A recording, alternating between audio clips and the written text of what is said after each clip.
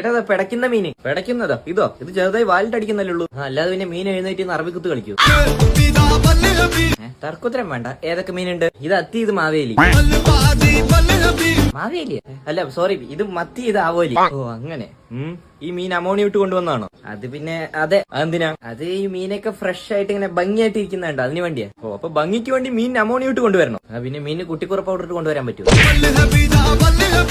Again തർക്കുത്തരം വേണ്ട. മത്തി 1 kilo എടുത്തോ. ഇതേതായി സ്വർണ്ണ കളർ മീൻ? അയ്യോ നിങ്ങൾക്കുള്ളതല്ല, അത് നിങ്ങളുടെ അവിടെ പുതിയ അയൽക്കാരി വന്നിട്ടില്ലേ ജമീല, അവൾക്കുള്ളതാ. എന്താ സംഭവം? അവൾക്ക് സൂംബ ഡാൻസ് കളിക്കണം നല്ല ആഗ്രഹം എന്നാ പറഞ്ഞു. പക്ഷെ ആസ്മ ഉള്ള കാരണം അവൾക്ക് പറ്റുന്നില്ലാന്ന്. അപ്പൊ ഈ മീനിനെ ജീവനോടെ ഒഴുകിയ ആസ്മ മാറും. ഓ അങ്ങനെ.